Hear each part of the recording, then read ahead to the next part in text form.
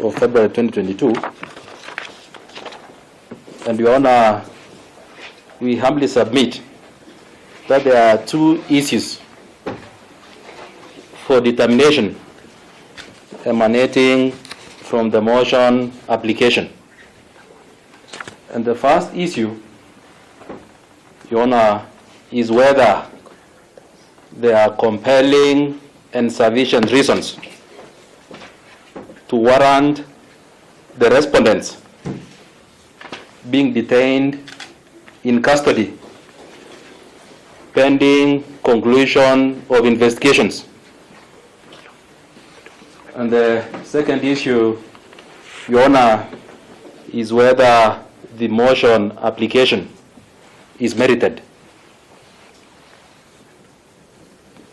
Your Honor, on the first issue, we humbly submit that Article 49(1)(h) of the Constitution is clear that an arrested person has a right to be released on bond and or bail pending investigations or trial. And also, Your Honor,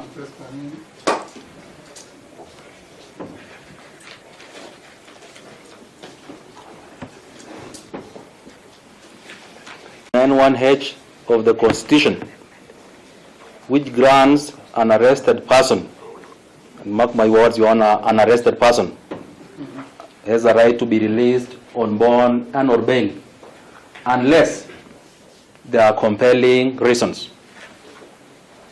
Your Honor, Section 36A of the Criminal Procedure Code has settled the law on the threshold and or test to be applied in an application of such a nature. 36A of the CPC, Criminal Procedure Code, Cap 75, provides and has settled the law on the test and the threshold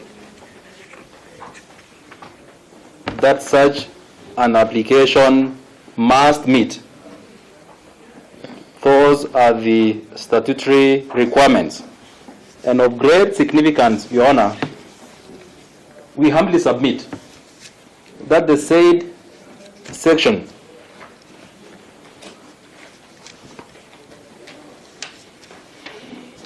sets two tests. It's a two-tier test. And the first test, Your Honor, is to be found at Section 36A, subsection 3, which provides in verbatim that an application under subsection 2 shall be supported by an affidavit sworn by the police officer and shall specify. It uses a peremptory term of shall. But it shall specify the following, Your Honor. The first is the nature of the offense which the suspect has been arrested. Your Honor, having gone through the affidavit,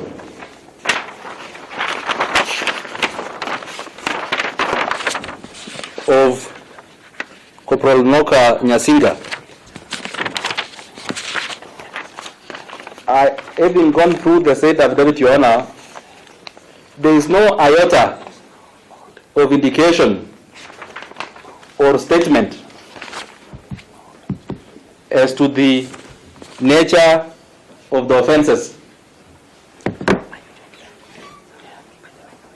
that the suspect has been arrested. It does not disclose the nature of the offense or the how of the Constitution, which guards against arbitrary and unjustifiable limitation of rights. So, as said, Your Honor, as you try to make that ruling, we humbly invite you, Your Honor, to conceptualize, to theorize, and to problematize that issue in a manner that promotes the enhancement of the human rights. Noting, Your Honor, the threshold, the two-tier threshold set under Section 36A of the CPC.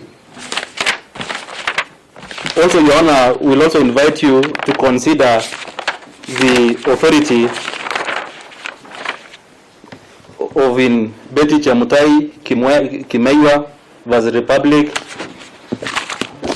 and also the Oscar Sudi case as decided by Justice Ngugi, whereby the question of pretrial detention has been settled. And as such, we invite you, Your Honor, to unleash your sword of Damocles and to strike for the rule of law, noting that the motion application before you is bereft of substance, legs, and meat to stand on.